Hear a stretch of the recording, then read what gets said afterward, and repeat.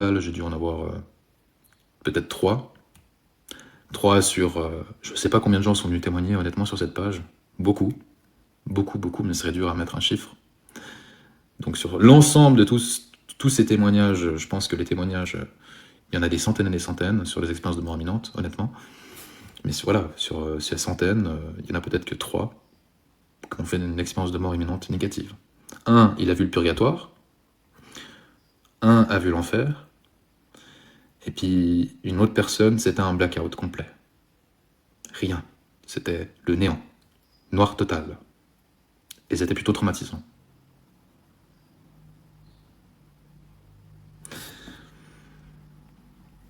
Est-ce que tu pourrais me donner 2 exemples concrets par rapport aux expériences de mort imminente négatives en plongeant un peu plus loin sur le purgatoire? Donc si tu arrives de là à tirer une histoire vraie, sans fabuler, sur quelqu'un qui aurait vécu déjà une expérience de mort imminente avec le purgatoire et qu'on aurait plus de détails, ainsi qu'une personne qui a vécu une EMI et qui est allée en enfer avec également plus de détails, s'il te plaît.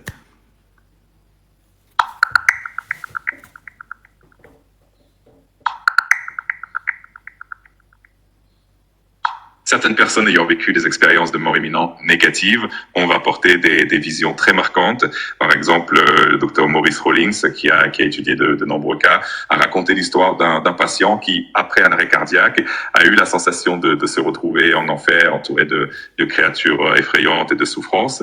D'autres témoignages parlent aussi de visions de purgatoire où les personnes se retrouvent dans des lieux sombres, ressentant une sorte d'attente ou de purification. Ces récits apportent une perspective assez différente et souvent très marquante sur ces expériences. Parfait. On va poser la question pour répondre d'être plus précis possible, comme ça peut-être que j'apprends quelque chose. Comment peux-tu répondre le plus facilement possible à qu'est-ce que c'est le purgatoire? Le purgatoire, dans la tradition catholique, est considéré comme un état intermédiaire après la mort où les âmes se purifient de leurs péchés avant d'accéder au paradis. C'est une sorte de lieu de transition où l'âme achève de se purifier. Voilà. On le connaît autrement sous le barzakh, si je ne me trompe pas, pour les musulmans. Oui. Exactement. Dans la tradition islamique, le barzakh est considéré comme un état intermédiaire entre la vie terrestre et l'au-delà, un peu comme le purgatoire dans le christianisme. C'est un concept qui existe dans plusieurs cultures avec des nuances différentes. Vous avez donc votre réponse, les amis, par rapport à ça. Ah oui, un autre sujet qui m'intéresse fortement et j'aimerais avoir son avis aussi. Ceux qui ont un petit témoignage à nous apporter sur le paranormal, je vous attends, d'accord? Donc n'hésitez pas à faire vos demandes. On verra jusqu'à quelle heure. Moi, je suis encore assez chaud là. Enfin, ça fait depuis 21h que je suis en live quand même. Et d'ailleurs, si vous pouviez donner de la force sur la dernière vidéo, ce serait vraiment super de votre part. Déjà, je tiens à vous remercier encore pour toute la force. On est quand même à 1 million de tapotages. Oui, 21h, Mimi. Donc, il y a une dernière vidéo qui est sortie. C'est en gros la bande-annonce concernant la vidéo qui va sortir ce soir à 18h sur YouTube. Partie 2 de l'orphelinat. C'était pas la dernière enquête, c'était l'enquête d'avant. C'est en compagnie de Marie et puis de Laura. Voilà. Et donc là, il y a la partie 2 qui sera beaucoup plus travaillée. La partie 1, c'est vraiment une rediffusion. Il n'y a pas de montage, il y a juste le début, l'intro, puis ensuite vous avez vraiment une rediffusion de 48 minutes. Parfaitement comme en live, donc vous assistez à la même chose, c'est pour vous montrer qu'il n'y a aucun montage, il y a aucun fake, hein, enfin, tout est bien placé, vous avez juste à regarder la vidéo. Et vous verrez, il y a plein de choses déjà intéressantes qui se manifestent. Et puis là, j'ai sorti vraiment un petit thriller, donc ça vaut la peine de faire le détour, et puis ne serait-ce que aussi me dire ce que vous en pensez dans l'espace commentaire. Ce serait merveilleux de votre part, merci. Ensuite, moi, j'ai une autre question pour ChatGPT, parce qu'on va en profiter, c'est un outil, donc un outil peut s'utiliser aussi à bon escient. Je suis pas forcément toujours pour l'IA, mais là, ça répond concrètement à des choses bien précises. Et donc, on va parler de pacte du diable, pacte avec le diable. Ok. Moi, j'aimerais voir s'il connaît certains témoignages en relation avec certaines personnes qui... Voilà, vous avez compris. Attendez, je vais juste boire une goutte. Puis voir si éventuellement il y a des témoignages, parce que tout ce qu'il va tirer comme information, ça provient d'Internet, mais c'est souvent des valeurs sûres. Il va analyser tout ça, tac, tac, tac, on va voir. Moi j'en ai déjà eu, témoignages sur les pactes, maintenant on va voir.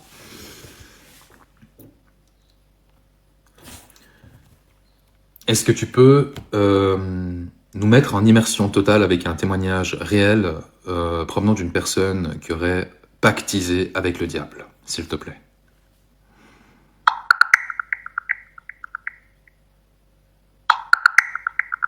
Il existe de nombreux récits et légendes, comme la célèbre histoire de Faust, qui aurait vendu son âme au diable en échange de connaissances et de pouvoir. Ces récits sont souvent vus comme des métaphores plutôt que des faits réels, mais ils restent fascinants et riches en symbolisme.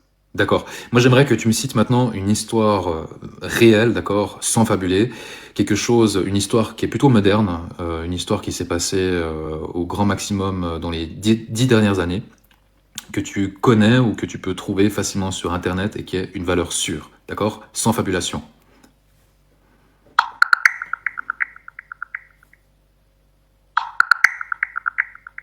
Je n'ai pas trouvé d'informations modernes vérifiées sur des pactes avec le diable au cours de la dernière décennie. Ce sont souvent des récits qui relèvent plus du folklore ou de la fiction. Mais si jamais tu as un autre type d'histoire ou de thématique en tête, n'hésite pas à me le dire et je serai ravi de t'aider. Voilà, donc c'est vrai que c'est quelque chose qui s'en parle tout simplement pas. C'est pourquoi vous retrouvez ce type de témoignage par contre sur ma chaîne. C'est assez rare, honnêtement. Mais on a des gens qui nous ont déjà parlé de pacte. Ok. Et on les sent quand même sincères, on les sent quand même francs dans leur ton et tout ça. J'ai eu un sorcier qui est monté une fois, parfaitement anonyme. Il nous a raconté comment ça s'est passé, comment il a fait pour pactiser, et il l'a pas fait seul. Ils l'ont fait, ils étaient 3. Et mais ils ont dû faire couler du sang, ils ont dû faire tout un tas de choses pour que ça se produise et puis enfin obtenir une certaine autorisation. Enfin, c'est vraiment c'est quelque chose de très, très poussé dans la manière de faire. Je vois qu'il y a une personne qui souhaite monter, je ne sais pas si c'est pour un témoignage. Si vous avez des témoignages à apporter, les amis, qu'il s'agit de la sorcellerie, du spiritisme, des expériences de mort imminente et tout ça, vous êtes les bienvenus. Mademoiselle. J'ai pas mon temps. En plus, ronfle comme une grosse truie. Bon. Ça, c'est des gens qui font exprès. Quand la demande, elle était toute récente.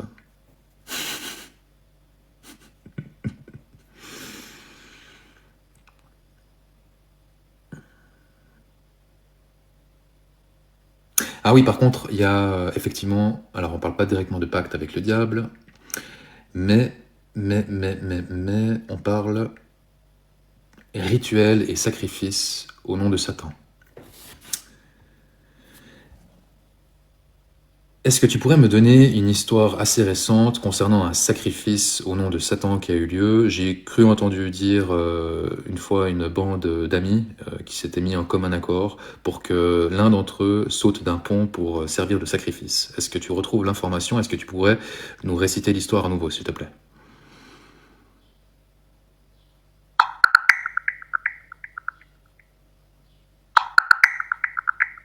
J'ai pas trouvé d'informations concrètes confirmant cette histoire. Souvent, ce genre de récit est entouré de rumeurs ou de malentendus, et il est toujours important de vérifier. C'était en France, peut-être que ça date il y a un peu plus longtemps, mais tu répertories pas une histoire du style, parce que j'ai un documentaire sur ça qui a été posté sur ma chaîne.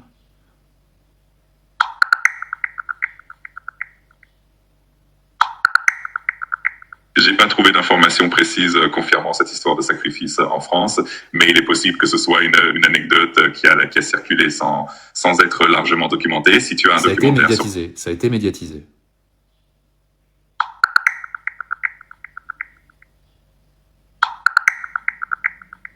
Il semble que cette histoire n'ait pas de confirmation claire dans les médias récents, et ce genre de récit. D'accord. Bon. Pourtant, c'est une partie documentaire que j'avais repassé sur ma chaîne.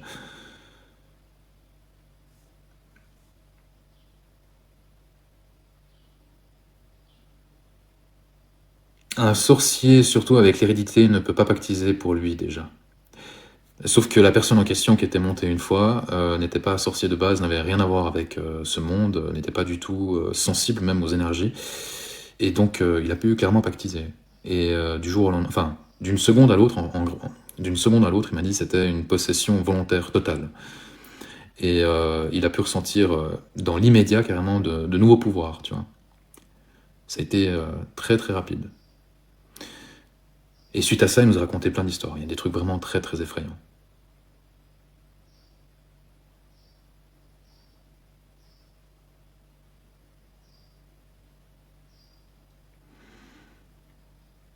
Je pense pas que ce monsieur disait des bêtises.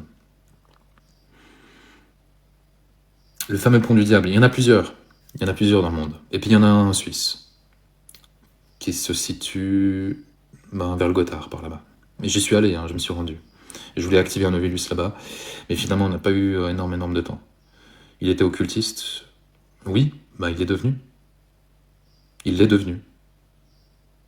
C'est juste dommage que j'ai pas pu reprendre son témoignage. Il nous a apporté plusieurs histoires, ce monsieur. Il nous a apporté plusieurs types d'histoires. Je ne saurais pas toutes et toutes les ressortir.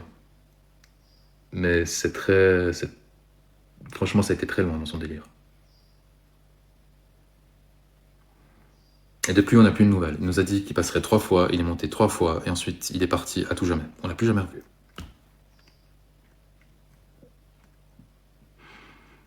À la fin, je lui ai juste posé la question, est-ce qu'il regrettait ce qu'il a fait ? Il est devenu croyant, il s'est converti. Mais je lui ai quand même posé la question, est-ce que tu sais comment ça va finir pour toi ? Il m'a dit, j'ai une petite idée parce qu'on m'a donné une vision, mais j'ai pas envie d'en parler. Bon, voilà. Mais c'était très loin quand même son délire.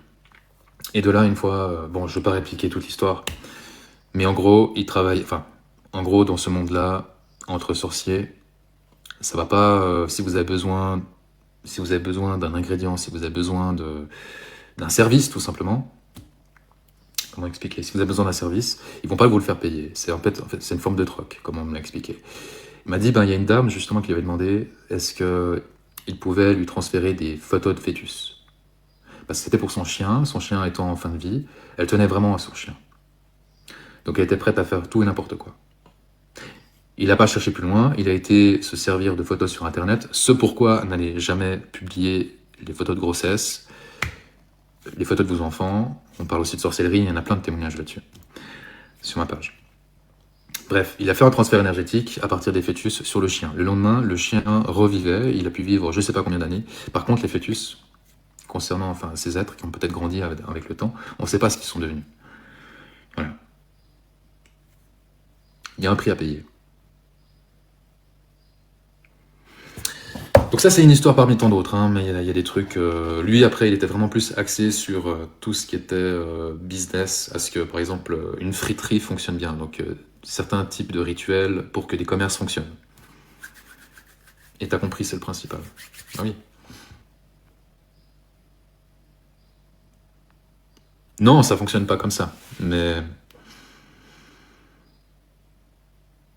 Voilà. Après... Bien sûr qu'il y a des gens qui montent ici et qui veulent se donner l'importance et qui racontent des canulars, absolument. Mais il y a d'autres personnes qui racontent bel et bien la vérité. Après les sorciers, les vrais de vrais, soit ils viennent éventuellement en anonyme parce qu'ils voient ce que je propose comme contenu, ils voient que c'est préventif et que c'est pas là en fait juste pour jouer, c'est pas là pour inciter les gens, mais au contraire, aller dissuader. Ça, c'est mon but. C'est comme par rapport au spiritisme, mon but, c'est vraiment de les avertir. C'est vraiment de les sensibiliser à ça. Ce monde n'est pas un jeu. Et je me tue à le dire tous les soirs. Et c'est pareil pour la sorcellerie. Ce n'est pas un jeu. Tu te mets là-dedans, il va falloir assumer. Jusqu'au bout. Bonne nuit, Merci, Flo. Du coup, voilà. Est-ce qu'on a des personnes qui souhaitent apporter un témoignage, les amis ?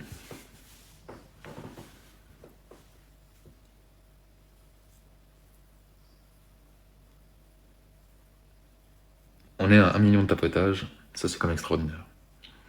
Comme d'habitude. 434 partages, c'est plutôt bien, plutôt respectable. 6h26. Ah oui, je dois encore redéfinir les objectifs. Je le fais pour la dernière fois. dernière fois que je modifie les objectifs. J'ai encore du boulot, hein. J'ai vraiment du taf ce soir. Enfin, pour ce soir.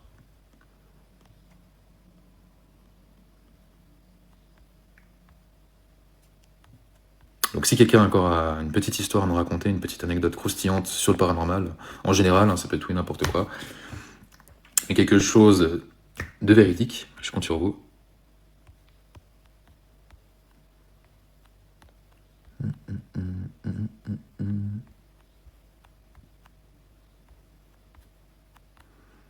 Bien, allez. Tac, tac. Le cœur du jour, c'était bon. Tac, voilà. Allez, la suite. J'ai vu un homme époque 1800, il était vert transparent. Au-dessus de mon lit, il me souriait. Ah ben.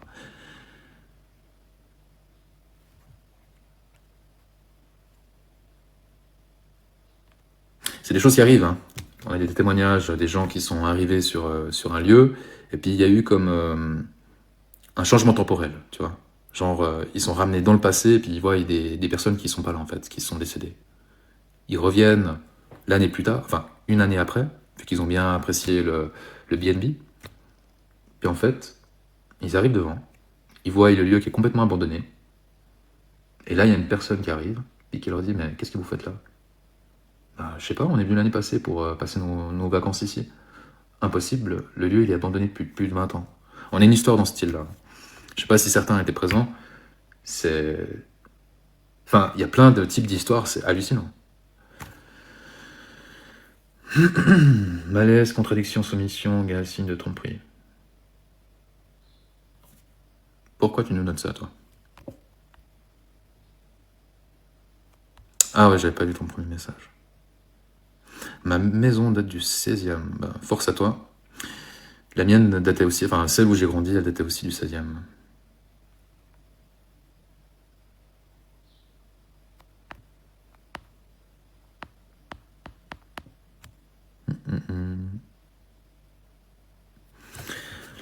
Et je vais encore vous mettre peut-être un... Attendez, je vais voir qu'est-ce qui me reste... Qu'est-ce qui me reste en pièces?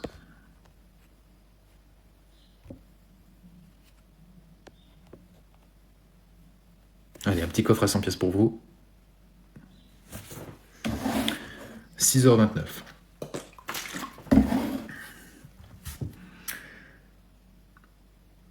Moi, j'investis le reste des pièces que j'ai chargées ce soir.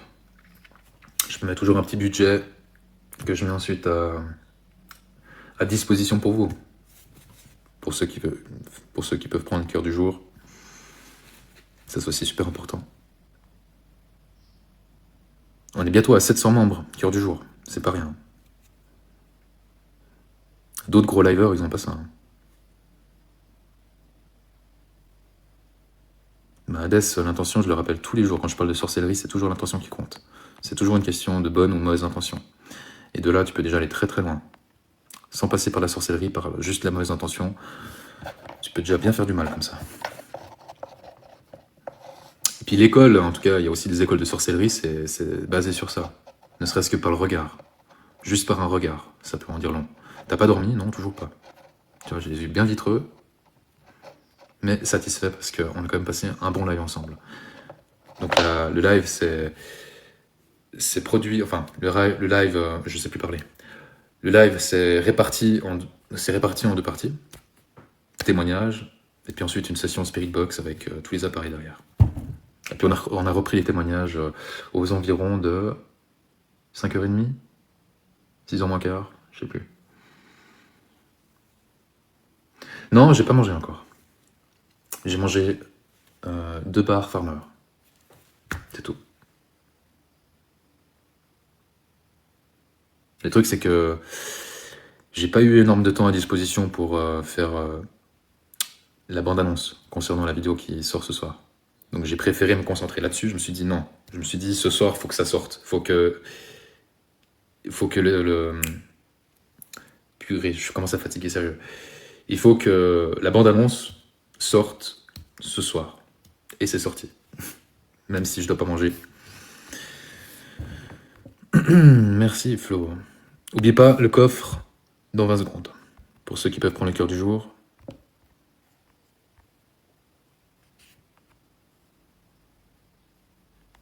Sonia, si tu souhaites éventuellement... Soria, pardon, si tu souhaites éventuellement apporter ton témoignage, s'il y en a d'autres personnes qui souhaitent apporter un témoignage sur le paranormal, qu'il s'agit de spiritisme, parce que vous avez touché au Ouija, parce que vous avez touché à l'écriture automatique, le guéridon, même si c'est assez ancien, et que ça se pratique plus tant, il y en a certains qui le retouchent. Le coffre, les amis.